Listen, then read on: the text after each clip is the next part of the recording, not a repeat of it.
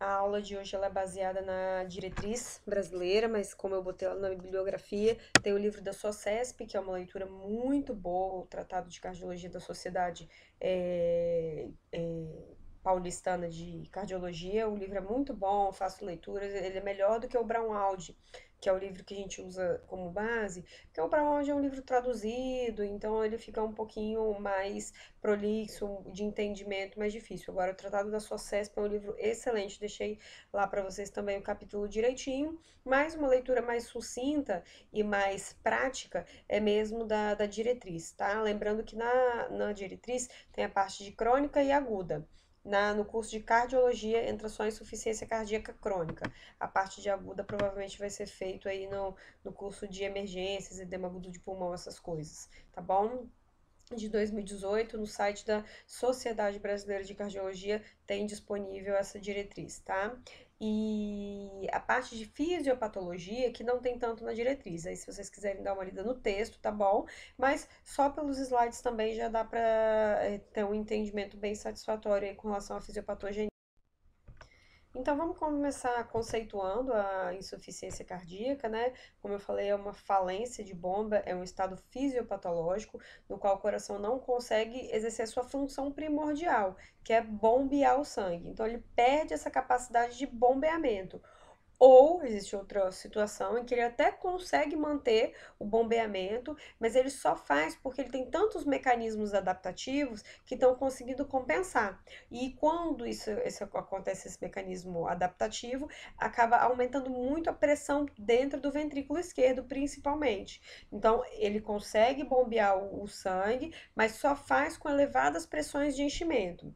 Como eu tenho muita pressão dentro do ventrículo, isso vai repercutir lá no pulmão, porque retrogradamente eu vou ter também um aumento da pressão, principalmente no capilar pulmonar, e isso vai me gerar sintomas. Então, nas duas situações, eu tenho insuficiência cardíaca com sintomas, tá? Como eu mencionei no começo da aula, é considerada a via final comum de todas as doenças cardiovasculares, então hipertensão, infarto, doenças infiltrativas, doenças valvares, toxicidade do miócito, tudo isso vai evoluir para essa incapacidade de bombear o sangue e o coração assumindo aí esse formato globoso e incapacidade da ejeção. Existe essa classificação entre insuficiência cardíaca aguda, que é uma patologia de início súbito, né? A insuficiência cardíaca crônica ou congestiva, geralmente ela ocorre aí no intervalo de 6 meses. A aguda não, a aguda eu tenho algum fator que descompensou o coração de forma aguda. O exemplo principal aqui pode ser um infarto, por exemplo, né? Um infarto da descendente anterior, que é o local mais comum de placa de ateroma, e aí eu tenho a morte de uma parte do músculo. E a descendente anterior irriga a maior parte do ventrículo esquerdo. Então, uma vez que eu perdi esse músculo de contrair, o coração não está contraindo. Então, isso vai me levar a sintomas de uma forma muito aguda, tá? E já a crônica congestiva são essas alterações e sintomas que se dão aí pelo menos no decorrer de 6 meses. Sendo que geralmente eu tenho pequenas lesões no miocárdio, né? Que vão enfraquecendo ele de uma forma mais lenta e esses sintomas vão aparecendo de uma forma também mais arrastada, ok? Então, na nossa aula de hoje, é somente insuficiência cardíaca congestiva crônica que nós vamos estar estudando. Aqui alguns dados para a gente entender a importância da insuficiência cardíaca no sistema público de saúde, né, na saúde mundial. Então, a doença cardiovascular foi a terceira causa de internação hospitalar pelo SUS, né? Então, principalmente aí infarto, né? E a insuficiência cardíaca foi a primeira causa de internação dentre essas cardiovasculares. Então, seria uma das primeiras causas de internação no SUS, tá? Responsável por grande quantidade aí de óbitos. Que um gráfico mostrando, né, então a internação, principalmente em detrimento da idade, né, quanto maior a idade, maior o acometimento de insuficiência cardíaca e maior o óbito também. E aí, como eu falei, então, tudo que aflige o miocárdio, tudo que agride o miócito, pode levar à insuficiência cardíaca. Mas dentre elas, a gente tem as mais frequentes, né?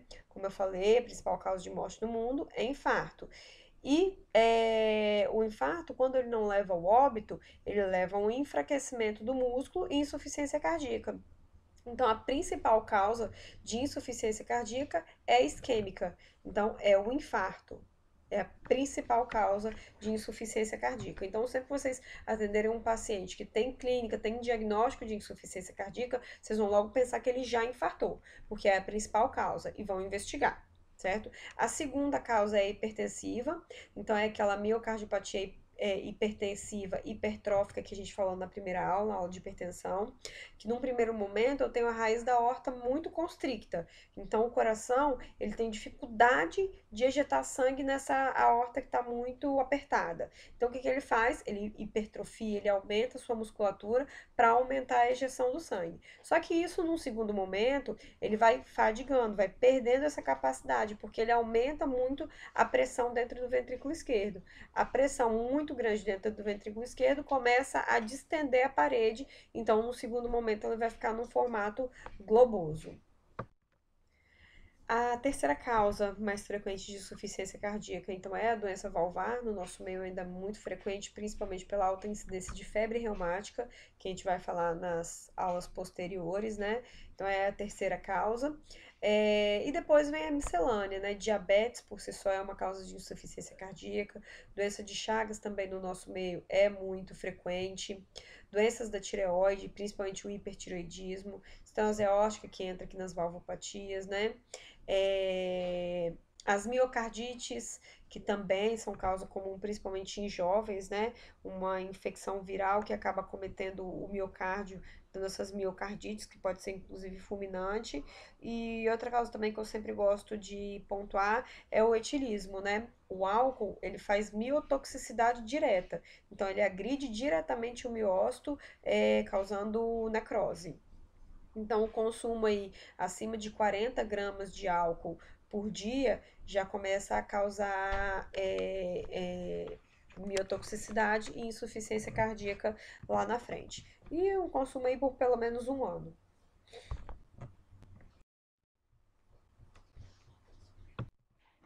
Nesse slide só evidenciando então as etiologias, né? A mais frequente, que é a isquêmica, seguida da hipertensiva, seguida das valvares e depois a miscelânea e tudo juntinho. E aí, para a gente entender a insuficiência cardíaca e principalmente o tratamento, a gente precisa entender como é que funciona a contração do coração. Então, o coração ele é formado por musculatura estriada, né? E a unidade contrátil do músculo é o sarcômero. Então, eu tenho deslizamento das fibras de actina sobre os filamentos de miosina. Então, aqui nesse esquema eu consigo ver a miosina e a actina. Então, por ligação do cálcio com a troponina, que é esse pentezinho aqui, eu tenho esse deslizamento como se fosse uma alavanca.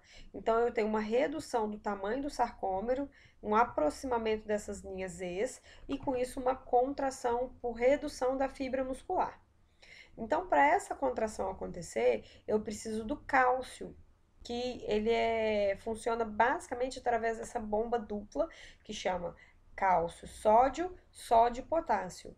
Então, o cálcio ele entra na célula, se liga aqui à troponina e vai promover então esse encurtamento do sarcômero, tá? E aqui a gente já entende porque que a digoxina é uma das medicações sintomáticas da insuficiência cardíaca, porque a digoxina ela bloqueia esse canal que eu falei, cálcio, sódio, sódio e potássio. E aí bloqueando esse canal, eu não jogo o cálcio para fora.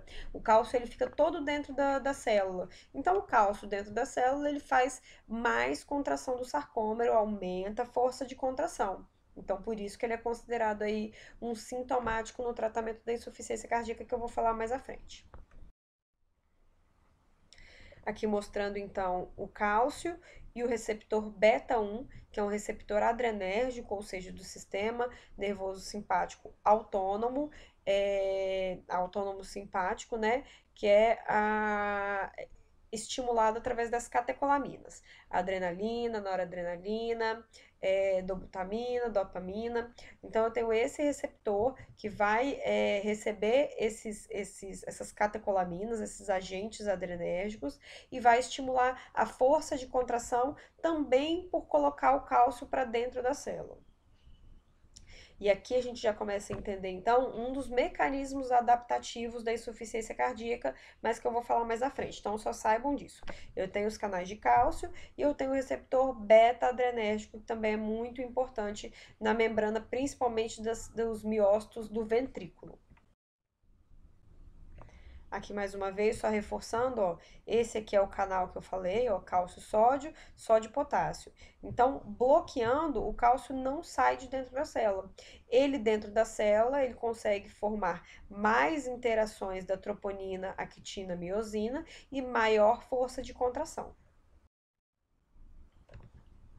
Aqui mais um slide demonstrando, né, porque é um pouco difícil de visualizar mesmo. Então, aqui eu tenho a miosina, na miosina eu tenho a tropomiosina e a troponina.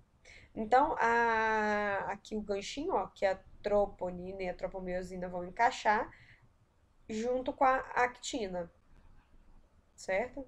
E quem faz essa ligação aqui é um cálcio com um ADP, olha. Então, liguei o cálcio com o ADP, liguei a actina com a miosina, a actina, que é esse de cima mais fininho, com a miosina, e produzi essa alavanca. Então, encurtei o sarcômero. Então, esse é o processo aí de contração da musculatura cardíaca.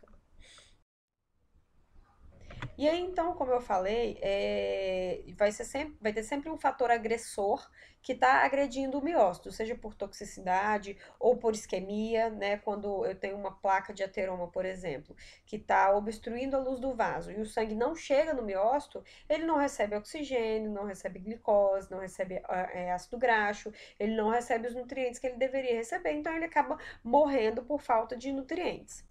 Então, eu sempre vou ter esse fator agressor. No caso da hipertensão, é mais um fator de estresse por aumento da pressão, mas eu sempre vou ter um fator agressor. E o coração identifica esse fator agressor. E a primeira alteração que acontece na insuficiência cardíaca é diminuição do débito arterial na periferia. Então, a primeira coisa que acontece é a diminuição do volume na periferia, né? Porque eu tive uma agressão, infartei, por exemplo, uma determinada parede, não consegui contrair o músculo de forma adequada, faltou volume lá na periferia. Então, essa diminuição do volume na periferia, principalmente renal e barorreceptores, né, que são sensíveis aí à pressão, vão estimular esses fatores compensatórios adaptativos, ou seja, o organismo entende, nosso coração não está contraindo muito bem, só que não está chegando sangue aqui para mim. Eu tenho que fazer algumas atitudes, eu tenho que liberar alguns fatores que vão aumentar esse volume de sangue para que ele possa chegar aqui e nutrir as minhas células. Então, quem são esses fatores que vão ser adaptativos para tentar melhorar o volume de sangue circulante? Principalmente a ativação neurohormonal, que engloba aí o sistema renina-angiotensina-aldosterona, as catecolaminas através do sistema nervoso autônomo simpático, a vasopressina, a endotelina e o BNP e a ANP. Então, esse quadrinho aqui é o mais importante. Então, tá chegando pouco sangue, principalmente no rim e nos barorreceptores. Opa, vamos ativar o sistema renina-angiotensina-aldosterona, vamos liberar catecolaminas e vamos liberar esses fatores aqui que vão fazer antidiurese e vão fazer vasoconstricção, para eu tentar melhorar o meu fluxo de sangue. E isso, até certo ponto, consegue compensar a falha do coração. Ok? Junto também com a ativação neurohormonal, eu tenho disfunção endotelial, por aquele mesmo motivo lá da hipertensão, né? Não chega sangue adequado, eu tenho estresse de cisalhamento, então tudo isso vai causar o meu endotélio disfuncionante. Não vai produzir óxido nítrico e nem bradicinina, que são os vasodilatadores. E, por outro lado, vai aumentar a inflamação e os radicais livres. Então, eu tenho uma vasoconstricção tão intensa por ativação desses neurohormônios, dessas substâncias, que isso começa a produzir fibrose, apoptose, necrose, realmente pela vasoconstricção intensa. Então, deixa de chegar sangue, por um lado é um mecanismo adaptativo, só que a vasoconstricção é tão intensa, ele ativou tanto esse sistema, que começa a morrer célula, apoptose, necrose, fibrose, proteínas anormais. E aí que começa a acontecer, então, o remodelamento do coração, que começa, então, já a partir daqui a formar a ter um formato globoso. E também ocorre, claro, a produção de citocinas pró-inflamatórias, porque tem alguma coisa errada no coração. Então, todo o sistema leucocitário também é recrutado, com a liberação aí de interleucina, principalmente 6, mas também TNF-alfa, interferon gama, para tentar sinalizar que essa inflamação está ocorrendo, que tem alguma coisa acontecendo, na tentativa de tentar combater esse estresse, ok? E isso tudo vai levar, então, num primeiro momento, a uma adaptação. Eu vou botar no próximo slide o gráfico de Frank Starling, que é um gráfico que eu gosto bastante. Então, num primeiro momento, vai adaptar, vai melhorar a contração, vai conseguir mandar mais volume para a periferia, só que todo esse sistema exacerbado por muito tempo, começa a agredir também o coração, começa a ser maléfico.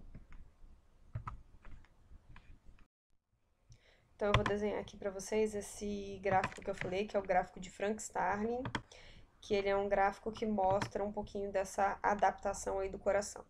Ele é um gráfico que ele tem uma curva que engloba volume que chega no coração, né? O volume dentro do coração, pela força de contração, o inotropismo do coração, força de contração. Então, a gente sabe que num primeiro momento, quando eu aumento o volume dentro do coração, e aí é isso que acontece na agressão do miocárdio, né, na fase inicial da insuficiência cardíaca, eu tenho uma incapacidade de bombear, então acaba aumentando o volume dentro do coração. E a gente sabe que quanto maior o volume, maior a força de contração, por conta daqueles mecanismos adaptativos. Eu consigo aumentar a força de contração, fazer constricção da vasculatura periférica, fazer um pouco de diurese também, e antidiurese, na verdade, desculpa, antidiurese para absorver um pouco desse volume e mandar para a periferia, e um pouco também pela proteína de contração, que é a titina. Mas isso não vem ao caso. Então, nesse primeiro momento, quanto maior o volume, maior a força de contração. Só que chega uma hora que o volume ele começa a aumentar e a força de contração não acompanha, porque eu tenho uma falência desses mecanismos adaptativos. À medida que a agressão do miocárdio ela continua, esses mecanismos adaptativos eles começam a não dar mais conta e a deterioração da função cardíaca permanece. Então, esse é o gráfico de Frank Starling. Quanto maior o volume, maior a força de contração, só que só até um determinado momento, porque depois de um certo tempo, então a força de contração, os mecanismos adaptativos, eles já tornam insuficientes para manter o volume circulante adequado. Esse slide, então, mais uma vez aí mostrando os mecanismos adaptativos, né? Que num primeiro momento, então, aumentam a força de contração, aumentam o volume circulante periférico, fazem vasoconstricção, só que durante um período, depois de um período, eles se tornam mal adaptados, não conseguem mais manter, é uma vasoconstricção tão intensa que isso acaba gerando uma necrose, e isso acaba progredindo aí a deterioração da função cardíaca, certo? Então, só para relembrar, eu tenho um aumento aí dos sistemas vasoconstrictores, antinatriuréticos, ou seja, de retenção hídrica, e mitogênicos, com aumento de catecolamina, angiotensina, aldosterona, citocina, endotelina e radicais livres. E, por outro lado, pela disfunção endotelial, pela apoptose, pela necrose, eu tenho queda do óxido nítrico e prostaciclinas, queda do peptídeo natriurético atrial e cerebral, e queda desses fatores, então, de vasodilatação e antioxidantes. Isso tudo vai contribuir, então, para diminuição da força de contração, remodelamento ventricular, que é essa dilatação ventricular esquerda, aumento do estresse de parede, hipertrofia dos miócitos e todo esse remodelamento com desorganização da estrutura da matriz. Então, essa é a fisiopatogenia pela qual se instala a insuficiência cardíaca. Aqui, mais uma vez, só enfatizando então a contração que a gente já falou bastante. Aqui, o receptor beta-1 adrenérgico, né? E aí é importante a gente ressaltar que, então é aqui que a gente vai agir. A gente não vai deixar esses sistemas muito hiperativados, porque senão isso vai deteriorar a função miocárdica. Então a gente vai fazer um antagonismo, a gente vai anular essas forças adaptativas.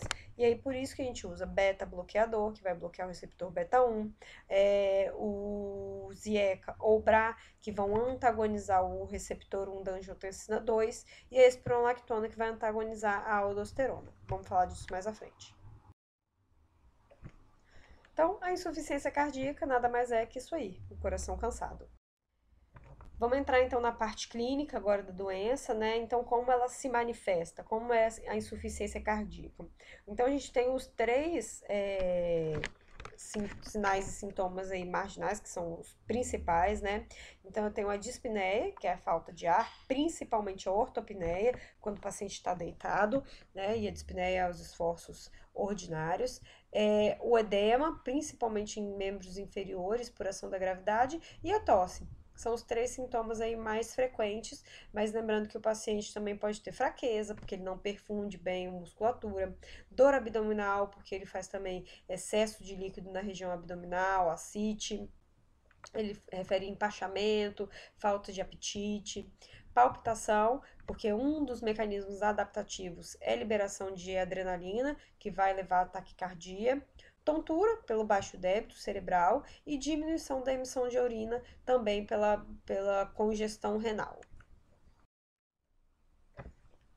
No exame físico, esses pacientes geralmente, esse perfil aqui já é no estado bem avançado da doença. Então, o paciente já está em fase final, tá? O paciente em fases iniciais, ele pode ter só um edema de membros inferiores, uma taquicardia, mas ainda assim encontrar eutrófico. Já nas fases finais, é um paciente que tem caquexia, apesar dele ter uma barriga, um volume abdominal aumentado por conta da ascite, ele pode estar desnutrido porque ele não se alimenta bem, taquicardia, cianose, diaforese, palidez cutânea e extremidades frias, a respiração de Cheyne-Stokes, que é uma respiração bem típica na insuficiência cardíaca, principalmente quando a gente pega pacientes na emergência com edema agudo de pulmão. E aí essa respiração de Cheyne-Stokes, ela se caracteriza por variar entre períodos de apneia e períodos de hipopneia. Então, é o paciente que, ora ele faz períodos de hiperpneia, taquipneia, para tentar melhorar a oxigenação do sangue, só que uma hora ele fadiga, ele acaba fadigando, e aí ele entra em período de hipopneia ou até apneia.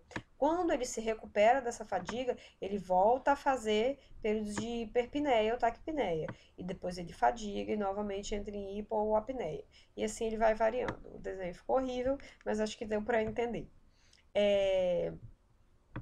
Crepitações pulmonares, né, que é a marca registrada aí da insuficiência cardíaca pela presença de líquido no parênquima pulmonar. Então, o que acontece? O coração, por falência de bomba, ele não consegue ejetar sangue para a circulação sistêmica.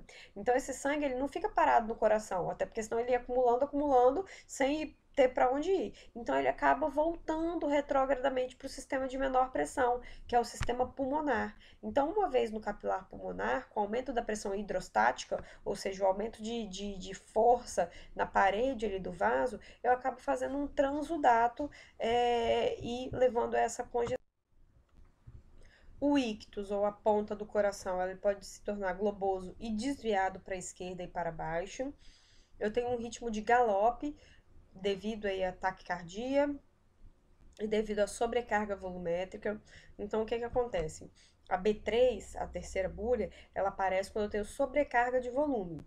Ou seja, durante a ejeção, o coração consegue esvaziar o coração para receber o novo volume que vai chegar lá do átrio esquerdo. Só que se o coração, o ventrículo esquerdo, não conseguiu ejetar de forma satisfatória esse sangue, ficou acumulado dentro do ventrículo esquerdo, na hora que o átrio esquerdo for liberar o sangue, né, na hora da abertura da mitral, com passagem do sangue do átrio esquerdo para o ventrículo esquerdo, esse excesso de líquido que vem do átrio esquerdo se choca diretamente com o excesso de líquido que está no ventrículo esquerdo. E isso é responsável, então, pela terceira bulha na ausculta cardíaca, que representando, né, aí sonograficamente, seria mais ou menos tuntatá, tuntatá, tuntatá, tuntatá, ok? E a hiperfonese de P2. A hiperfonese de P2 é o seguinte: a segunda bulha tem dois componentes, ou seja, a primeira bulha ela é resultado do fechamento da mitral e da tricúspide.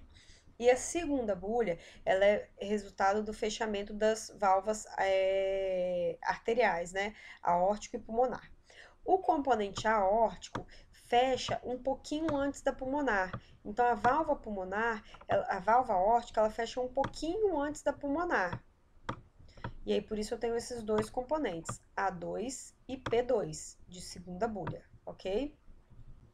A válvula aórtica, ela fecha um pouquinho antes da pulmonar por conta da massa ventricular esquerda. Como o ventrículo tem muita musculatura, então ele ejeta o sangue com mais rapidez do que o ventrículo direito. Então a válvula aórtica, ela fecha um pouquinho antes do que a pulmonar. Não dá para escutar isso, né, muito bem, essa separação, porque é questão de milésimos de segundo. Só que o que acontece? Na insuficiência cardíaca, como eu falei, como tem muita pressão dentro do ventrículo esquerdo, então esse sangue ele é retrogradamente manejado para leitos arteriais de menor pressão, então o pulmonar. Então ele chega lá na válvula pulmonar. Então, como eu tenho muito sangue lá no leito pulmonar, na válvula pulmonar, ela demora mais ainda a fechar e ela fecha com muita velocidade. Então, por isso eu tenho um aumento da sonoridade da válvula pulmonar, do fechamento da válvula pulmonar. Isso, como um todo, vai aumentar a sonoridade da segunda bulha como um todo. Então, na verdade, o que eu vou ter na ausculta é uma hiperfonese de B2, graças ao aumento da hiperfonese de P2. Então, seria um tum tá, por aumento, então, do volume na válvula pulmonar, que fecha com maior velocidade, então dá uma sonoridade maior, ok? E sopros diversos aí, dependendo da patologia e da valvopatia de base. Outro sinal e sintoma aí bem característico é o edema periférico, principalmente de membros inferiores, também por aumento da pressão hidrostática no capilar, né, excesso de volume, então aumento o transudato, que vaza líquido aí para o terceiro espaço, então. Outros sinais de excesso de volume, né? Derrame pleural, pericárdico ou ossite, mas aqui já mais infrequente, né? E aumento do volume hepático por congestão da cápsula hepática.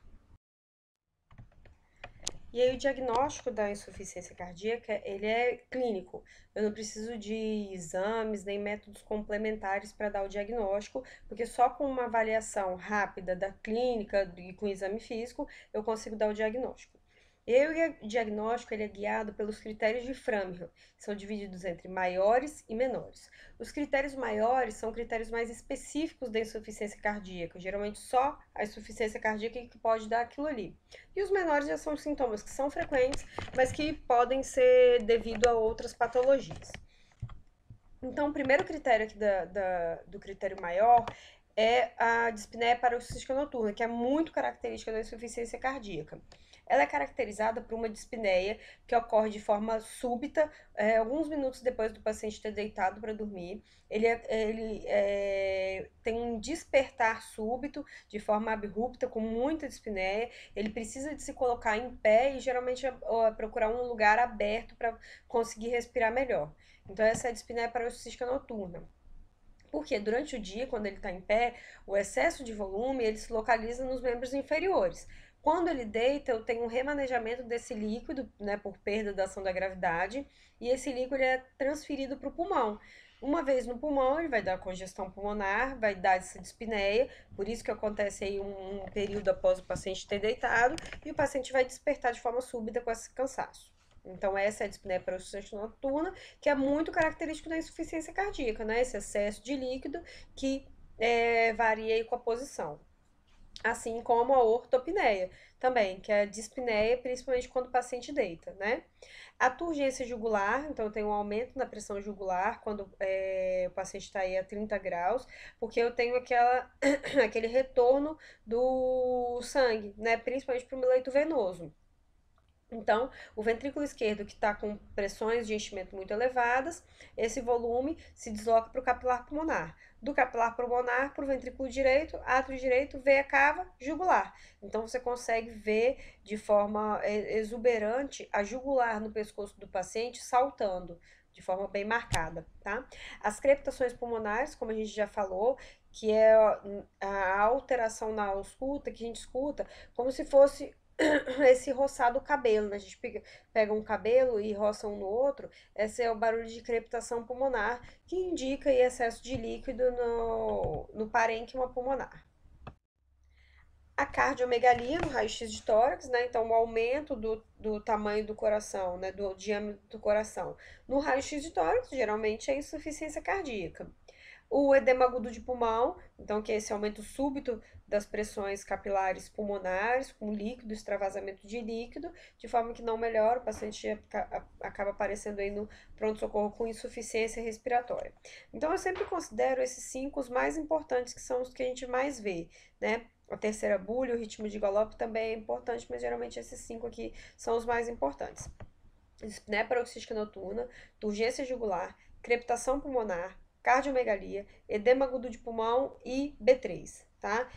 Aumento da pressão venosa jugular a gente não consegue medir com facilidade, né? O refluxo hepatojugular a gente consegue até medir, que a gente vai posicionar o paciente em torno de 30 a 45 graus e vamos fazer uma compressão no hipocôndrio direito, mais ou menos na altura do fígado. Quando eu faço essa compressão, eu faço um deslocamento do excesso de volume que está no fígado para o sistema venoso. Então, no momento que eu faço essa compressão do fígado, eu tenho uma turgência jugular imediata. Então, esse é o refluxo hepatojugular. E a perda de 4,5 kg em 5 dias em resposta ao tratamento com diurético. Ou seja, eu dei furosemida, dei o diurético, o paciente perdeu aquele excesso de líquido que estava com sobrecarga e ele perdeu aí quase 5 quilos em 5 dias. Então, esses são os critérios maiores. Lembrando que 2 critérios maiores dão um diagnóstico, ou um maior e 2 menores. Os critérios menores são critérios muito comuns, mas que não são tão específicos, né? Outras patologias também podem dar, além da insuficiência cardíaca. Então, o edema de tornozelos bilateral, que também é muito frequente, a tosse noturna, uma tosse seca, dispneia aos esforços normais, habituais, a hepatomegalia, derrame pleural, diminuição da capacidade funcional em 1/3 da máxima registrada e taquicardia. Então, desses aqui, os mais importantes são esses 3 primeiros, edema, tosse e dispneia, e a taquicardia, ok? Então, mais uma vez, 2 critérios maiores dão diagnóstico, ou um critério maior e 2 menores também dão diagnóstico. Aqui tem os critérios de Boston, que também é um score utilizado para diagnóstico, mas como ele leva em consideração pontuação, você precisa do somatório, então ele já não é de tão fácil aplicabilidade. Então, a gente vai ficar só com os critérios de Framingham mesmo.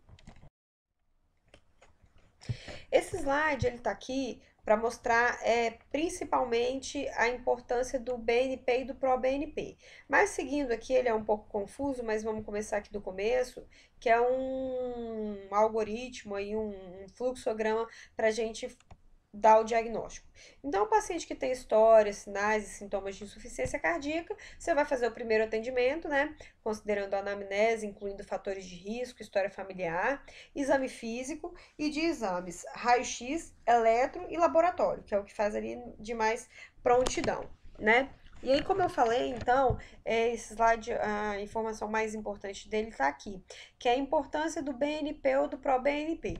Lembrando que o BNP é aquele peptídeo natriurético, né, atrial ou cerebral, que ele está aumentado na insuficiência cardíaca, para tentar fazer um efeito antidiurético e vasodilatador. Então, ele é muito utilizado quando há dúvida diagnóstica.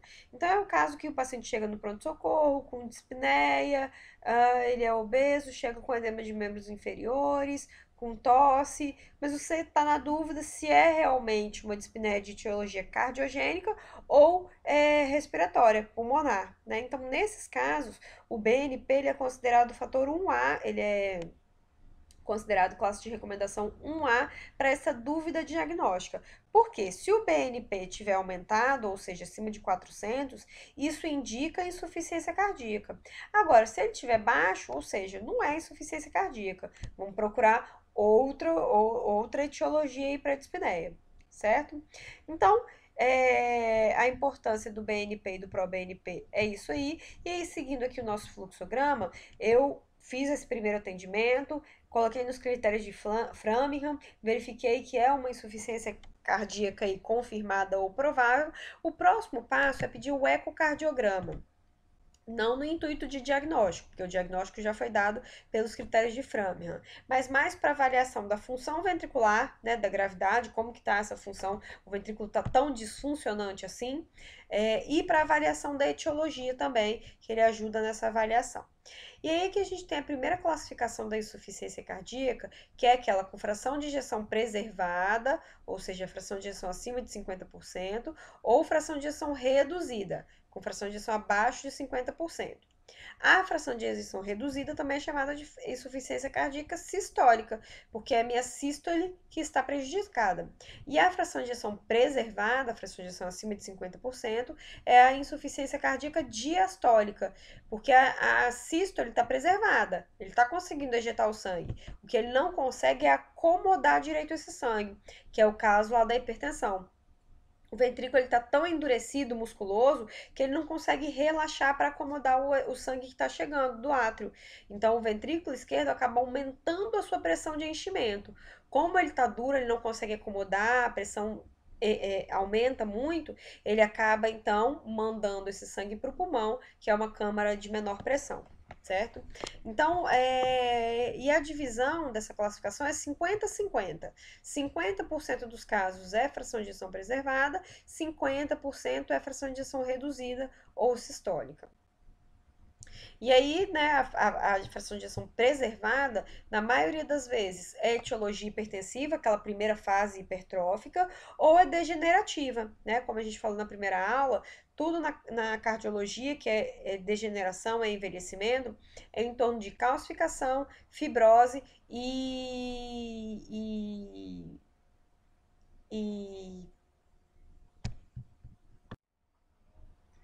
fibrose e calcificação, não sei por que eu fiquei falando e é porque é mineralização.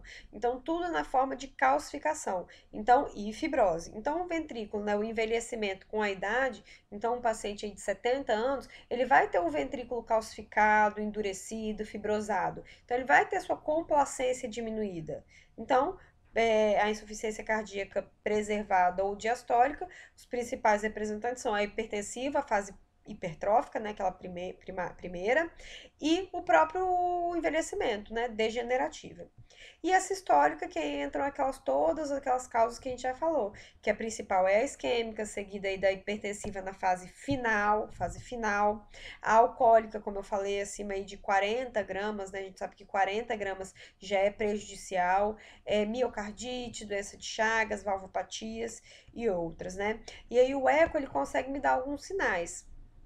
Então, se eu tenho no ecocardiograma uma fração de ejeção reduzida e eu tenho uma parede do coração que não está batendo, ou seja, tem um segmento do coração, do músculo do coração que não está batendo.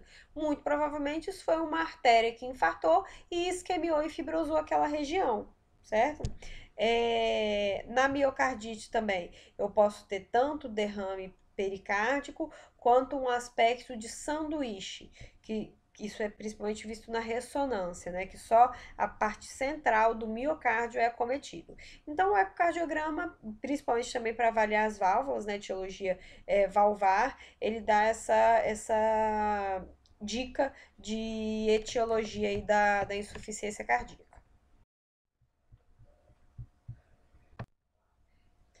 Aqui esse outro fluxograma mostrando mais ou menos tudo isso que a gente conversou, né? Então, no atendimento inicial, anamnese, exame físico, raio-x, eletro, critérios de Framingham. Dúvida diagnóstica, BNP. Confirmado, então, ecocardiograma para avaliar a função ventricular, etiologia e valvopatias principalmente, né? E aí esse slide, ele tá aqui principalmente para enfatizar essa parte aqui das causas de descompensação. Porque o paciente com insuficiência cardíaca, ele é um paciente que tem várias idas ao pronto-socorro, principalmente nas fases mais avançadas da doença. E ele tem alguns fatores que vão descompensar essa insuficiência cardíaca.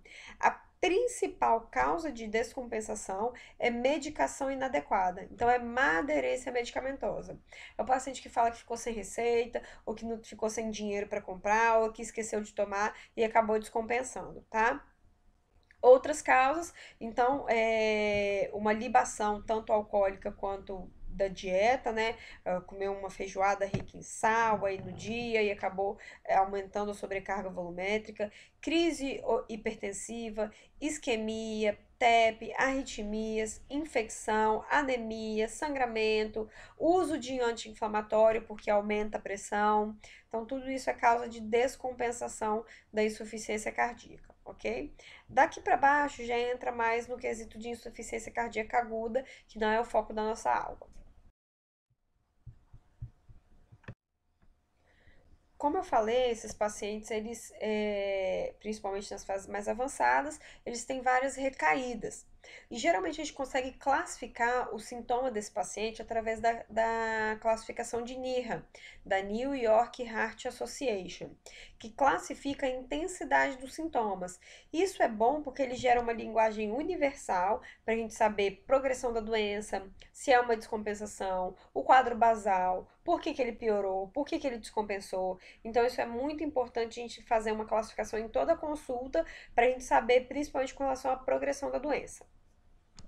Então, o paciente que está em classe funcional 1, grau 1 da NYHA, ele é um paciente que está bem, que só sente sintomas aos esforços extraordinários. Assim como a gente, né? Se for correr ou se for subir aí mais de 3 lances de escada. Então, é um paciente que só nas atividades do dia a dia, ele está muito bem. Classe funcional NYHA 2 é o paciente que já está um pouquinho pior. Ele sente desconforto aos médios esforços. Então, é o paciente que ele faz as suas atividades habituais, ou seja, ele toma banho sozinho, ele sobe até 2 lances de escada. Se ele estava acostumado a varrer casa, ele consegue varrer casa. Então, os esforços habituais ele consegue realizar sem desconforto. Mas quando é um pouquinho acima dos esforços habituais, ele já não consegue mais. Não precisa nem de ser uma corrida. Às vezes, uma caminhada aí de 2 quarteirões ou subir acima de 2 lances de escada já descompensa. Então, moderados esforços. NYHA classe funcional grau 3 é o paciente que não consegue nem fazer os esforços habituais. Ele sente dispneia aos mínimos esforços. Então, para escovar os dentes, para tomar banho, para se levantar da cama, para ir do quarto para a sala, ele já se sente bem desconfortável. Mas em repouso, sentado quietinho, ele não cansa. E paciente classe funcional 4 é o paciente com dispneia de repouso, mesma situação de repouso.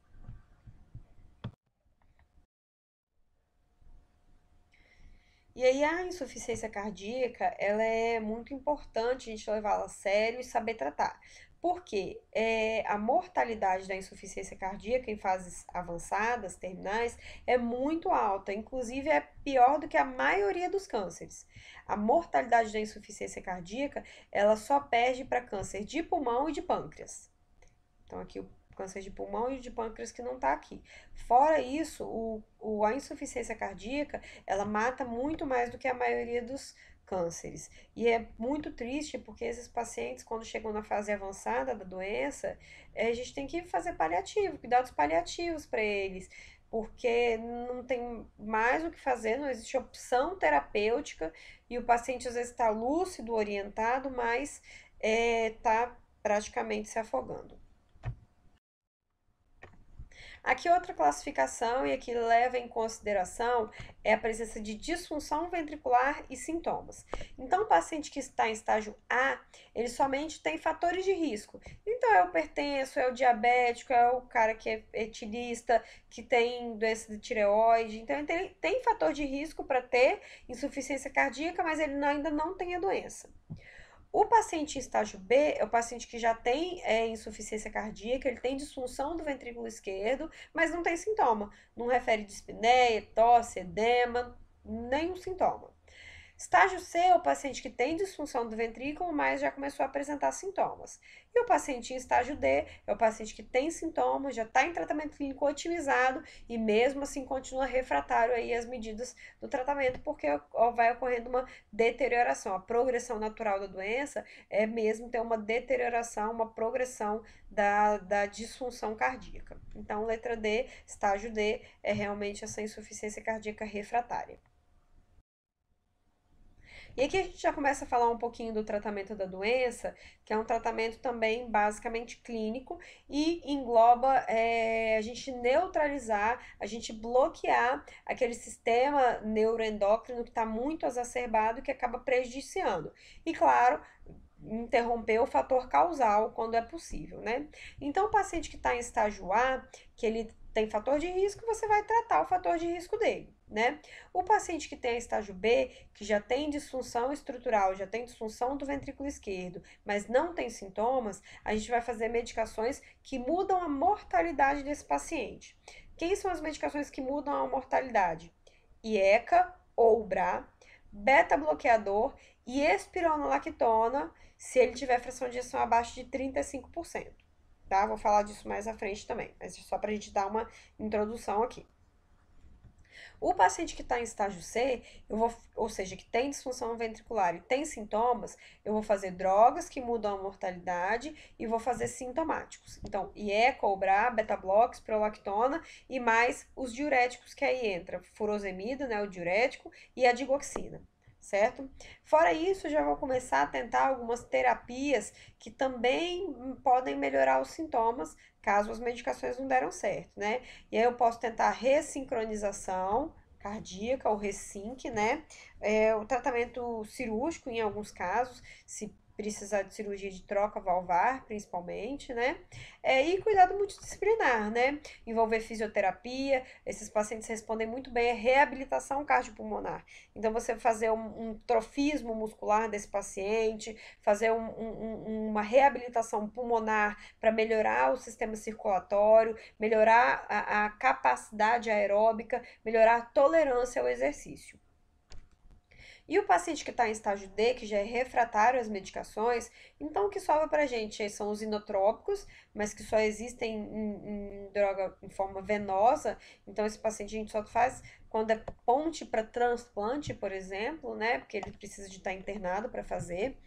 O transplante cardíaco, né? Os dispositivos de assistência ventricular, que eu vou falar mais à frente. E cuidados paliativos, como eu falei, que infelizmente acaba sendo aí a escolha para a maioria dos pacientes. Falando agora de alguns fatores prognósticos, são alguns critérios que a gente usa para saber que a doença é avançada, que a gente tem que tentar ser um pouco mais enfático, mais rigoroso nas metas.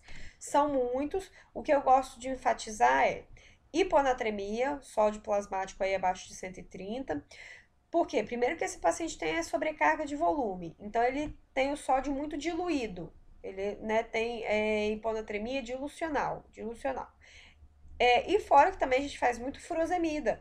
E como vocês se lembram da aula de hipertensão, a furosemidade naquela bomba sódio, potássio, cloro, então acaba espoliando muito potássio e muito sódio. Então é um fator de mau prognóstico, porque você precisa de usar furosemida, só que você não consegue porque ele já tem o sódio limítrofe. A presença de arritmias ventriculares, principalmente ataque cardioventricular, que esse paciente tem tanta fibrose que ele faz esses focos arritmogênicos, que eu vou falar um pouquinho na aula de FA. Tá? Anemia, então níveis de hemoglobina abaixo de 13 e a presença de insuficiência renal crônica, tá? Esses quatro aí eu considero o mais importante, juntamente com a presença do BNP que eu vou falar, ok? gostaria de enfatizar também esse aqui, capacidade reduzida para exercícios. Por quê? O coração, ele é muito responsável pela hematose, né, pela troca de oxigênio no pulmão. Então, para eu ter uma hematose adequada, uma troca de gases normais, né, de oxigênio e gás carbônico, eu preciso de ter a circulatória normal. Então, eu preciso de estar injetando sangue para frente, para esse sangue entrar e sair do pulmão e ter essa hematose rápida.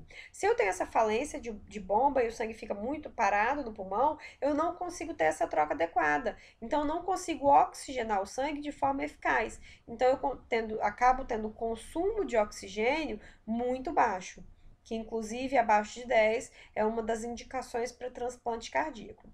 Então, esses 5 são os que eu gostaria que vocês soubessem. Capacidade reduzida para exercícios, consumo máximo de oxigênio menor que 10, hiponatremia, taquicardia ventricular, anemia e disfunção renal. E como eu falei que eu ia falar, o BNP, que também ele é um fator que induz prognóstico. Então, quanto maior o BNP, pior o prognóstico desse paciente, maior vai ser a mortalidade, mais rápida. As indicações do BNP, como eu falei, né? Então, ele é somente usado para dúvida diagnóstica e pode ser usado para estratificação prognóstica. Mas a gente não faz, porque é um exame caro que só vai dizer pra gente se ele vai morrer antes ou depois, não vai mudar tratamento nem nada. O ecocardiograma deve ser usado para todos os pacientes, não para diagnóstico, mas para avaliação da disfunção ventricular, da etiologia e para manejo terapêutico. E aí, quais são os exames que a gente vai fazer para esses pacientes, né? Então, a gente falou do raio-x para avaliar congestão pulmonar, cardiomegalia, o eletrocardiograma para avaliar sobrecargas ventriculares, etiologia isquêmica, infarto, o ecocardiograma, que a gente também já falou, e os exames de sangue.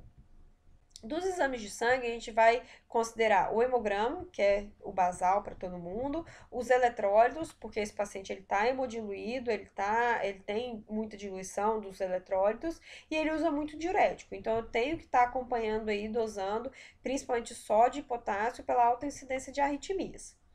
A função hepática, porque eu posso fazer congestão hepática, né, e isso me levar à disfunção hepática. Função renal, também pela congestão renal e levando à disfunção. E a função tireoidiana, por estar intimamente relacionada à etiologia, certo? Então, hemograma, eletrólitos, função renal, função hepática e tireoidiana. Outros exames também podem ser pedidos, mas obrigatórios são esses que a gente já falou. Esses aqui é mais quando a gente suspeita de alguma etiologia específica, né? Por exemplo, o cateterismo, quando eu suspeito de infarto, de doença arterial coronariana, né? Esse fluxograma, mais uma vez, que a gente já comentou, em casa vocês podem dar uma olhadinha melhor, mas a gente já comentou tudo isso aqui. E aí o tratamento, né? Então, o tratamento ele visa redução do sintoma, melhora da qualidade de vida e prevenção da progressão da doença, certo? Geralmente o transcorrer da doença ele é bem atordoado, né? Uma doença que progride e já na fase final ela é bem desgastante, limitante, tem muita descompensação. Então, realmente é uma doença que atinge muito a qualidade de vida do indivíduo. O tratamento deve ser indicado o mais precoce possível, sempre lembrando de, primeiramente, tratar o fator causal, né? A hipertensão descontrolada, o diabetes descontrolado, a doença tiroidiana descontrolada, o infarto, né? Tratar as artérias que têm obstrução e depois começar o tratamento aí do sistema neuroendócrino hormonal, que é o que faz o remodelamento cardíaco. O tratamento não farmacológico tem grande participação também na insuficiência cardíaca. Lembrando que exercício físico, como eu falei, da reabilitação cardiomuscular, com trofismo, melhora da circulatória e melhora da capacidade ao exercício, ele não muda a mortalidade, diferentemente da DAC, como eu vou falar na próxima aula. Na doença arterial coronariana, o exercício muda a mortalidade.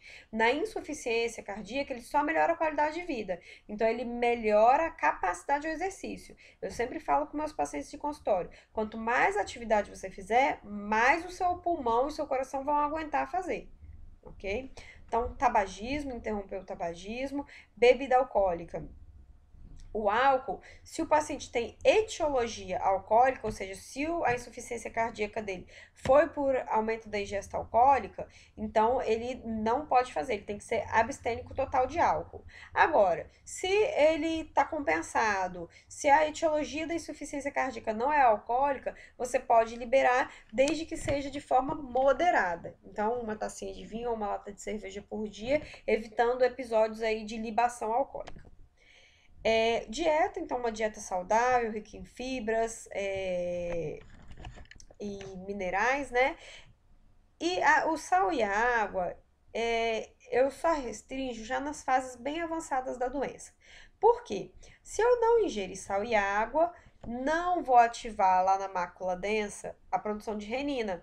Então, né, eu vou ativar a produção de renina, muita renina vai me causar mais vasoconstricção. Então, a restrição de sódio e água, eu só restringo para pacientes que já estão em fase bem finais, que já estão com toda a terapia otimizada e mesmo assim continuam sintomáticos.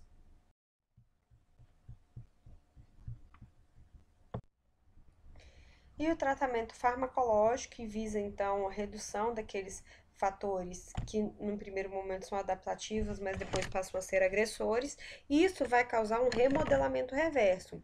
Então, as medicações, principalmente os beta-bloqueadores, eles conseguem que o coração que assumiu essa forma globosa volte de certa forma ao formato elíptico.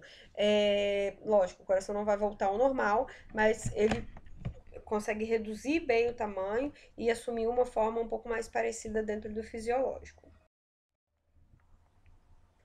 Aqui a gente tem as medicações, mas hoje eu vou passar para o slide que coloca separadinho, que eu acho que fica mais didático. Esse também eu vou passar.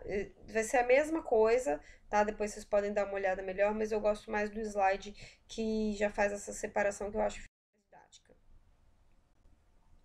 Então, esse é o slide que eu falei que eu gosto mais para entender o tratamento farmacológico.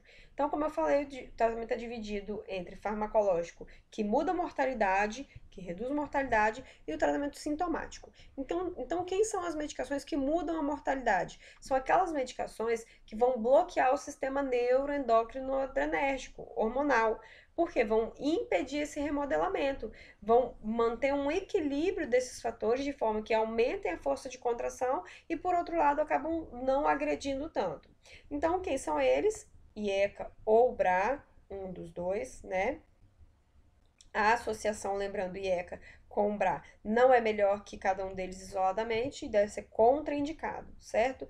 Os IECA e os BRA têm efeito de classe, ou seja, todos os representantes da classe podem ser usados que mostram redução da mortalidade. Os beta-bloqueadores reduzem sintomas, reduzem internação e reduzem mortalidade, principalmente às custas de diminuição de arritmias. Como eu falei, a presença de taquicardia ventricular é um dos piores prognósticos. Então, o beta-bloqueador vai reduzir a incidência aí das taquicardias ventriculares. Os beta-bloqueadores, eles não têm efeito de classe, somente alguns mostraram redução de mortalidade. Quem foram eles? Carvedilol, metoprolol, bisoprolol e nebivolol. Então, eu sempre penso assim, é um BC, BC, MN, MN. Então, bisoprolol, carvedilol, metoprolol, nebivolol são os que mudam a mortalidade. Também devem ser usados em todos os pacientes. Lembrando que os pacientes que estão descompensados, a gente se espera um pouquinho antes de iniciar, porque senão ele pode aumentar um pouquinho, piorar a descompensação, ok? E por último, a espironolactona, que também é usado aí para redução de mortalidade, só que ele não é usado em todos os pacientes. Ele deve ser usado em pacientes que estão em classe funcional 3 e 4, ou seja, aqueles que têm dispneia de repouso e aos mínimos esforços, ou aqueles com fração de ejeção abaixo de 35%. Por favor, acrescentem aqui na frente. Então, quem é classe funcional 3 e 4 ou fração de ejeção abaixo de 35% merecem espironolactona. E o tratamento para reduzir sintomas, então é diurético, para diminuir a quantidade de volume, e desses, né, o principal grupo é o diurético de alça, porque são os mais potentes, então furosemida, tá? E os digitálicos que agem naquela bomba sódio, cálcio, sódio, potássio que eu falei lá atrás, aumentando a quantidade de cálcio no intracelular, então aumentando a força de contração, ok? Então esses são os dois medicamentos aí principais para reduzir sintomas. Os nitratos têm uma consideração, porque o nitrato ele também ajuda a reduzir sintomas, porque eles fazem uma vasodilatação, principalmente as custas de venodilatação é importante. Então, aquele excesso de líquido que está no pulmão, quando eu faço essa venodilatação de cava e de sistema venoso, eu consigo remanejar esse excesso de volume que está no pulmão para o sistema venoso. Então, é como se fosse um armazenamento, um armazenador de líquido. Então, por isso, ele consegue diminuir o sintoma, porque aquele excesso de líquido que estava no pulmão vai para o sistema venoso. E aí, existe um estudo que foi testado nos pacientes que têm contraindicação ao IECOBRA, ou seja, aqueles com disfunção renal, com creatinina acima de 2,5, que não podem usar IECBRA, eles fizeram uma associação entre nitrato e hidralazina. E nesses pacientes que têm contraindicação ao IECA, o nitrato e a hidralazina mostrou a redução de mortalidade também. Então, também reduziu a mortalidade. Então, tratamento para redução de mortalidade, IECOBRA, beta-bloqueador, espironolactona ou nitrato e hidralazina quando eu tenho contraindicação ao IECBRA, ok? Sintomáticos, digital, diuréticos e nitrato.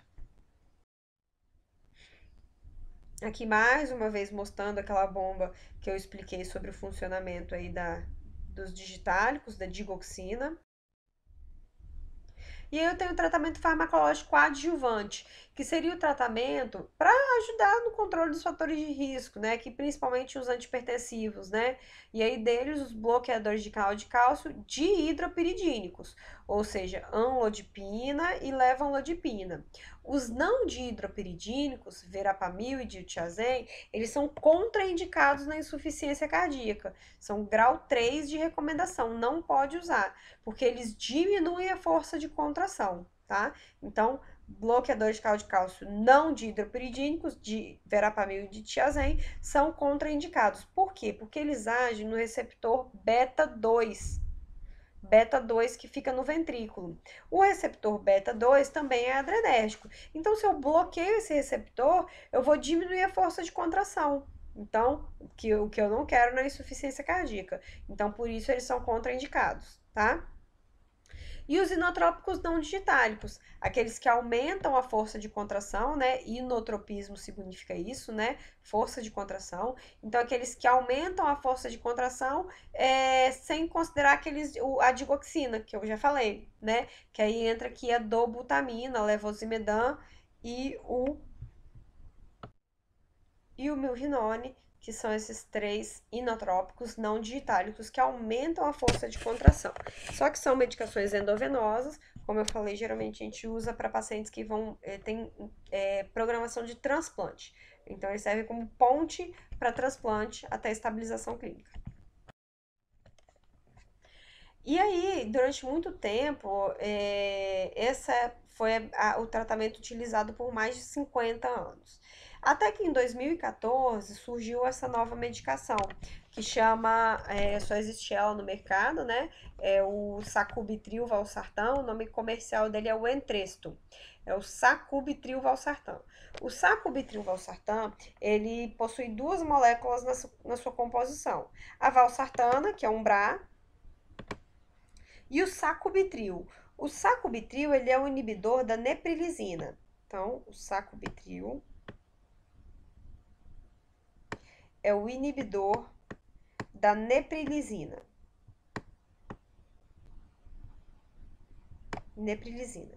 A neprilisina, o que ela faz? Ela degrada alguns daqueles peptídeos natriuréticos, BNP, ANP, entre outros.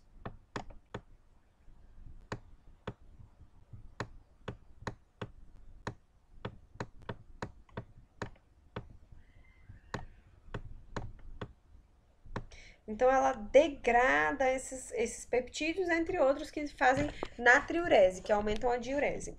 Então, a neprilisina, ela degrada esses peptídeos. Então, viu-se que se eu inibisse a neprilisina, ou seja, eu não vou ter neprilisina, eu aumento os peptídeos, tanto BNP, quanto ANP, quanto os peptídeos natriuréticos, e eu aumento tanto a diurese, a natriurese e melhoro a circulação. Então, o sacubitril inibe a neprilisina. Inibindo a neprilisina, eu não vou degradar esses peptídeos que são favoráveis para o coração. Então, isso melhorou tanto os sintomas, quanto diminuiu a taxa de internação e reduziu mortalidade também.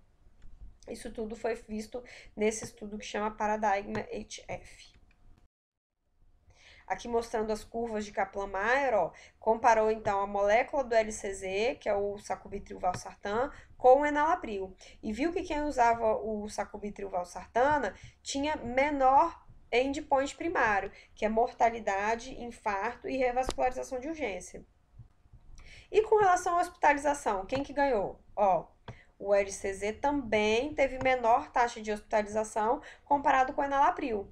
Com relação à morte por todas as causas, mesma coisa, o LCZ também mostrou menor mortalidade. E morte cardiovascular, a mesma coisa. Comparativamente com o enalapril, o LCZ mostrou menor mortalidade na insuficiência cardíaca. Então, é uma droga que tem sido usada desde 2014. Na nossa diretriz, como uma droga cara, que pode dar efeitos colaterais, a gente só usa para pacientes refratários. Então, se ele já está com toda a medicação, que a gente já falou, e mesmo assim continua tendo sintomas, aí entra a vez do Entresto, ou seja, do sacubitril/valsartana, que às vezes ajuda no controle dos sintomas e reduz aí a mortalidade em uma taxa considerável.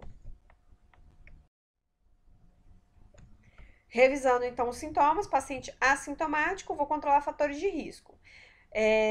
Se já tem disfunção do ventrículo esquerdo, vou usar drogas que mudam mortalidade. IECA, beta-bloque e espronolactona nos casos que tem fração de ejeção abaixo de 35% ou classe funcional 3 e 4. Se o paciente tem sintomas, diuréticos e digoxina para melhorar os sintomas. Se ele continua refratário, otimização medicamentosa, tentativa do Entresto, do sacubitril/valsartana, programação de transplante para esse paciente ou assistência ventricular externa.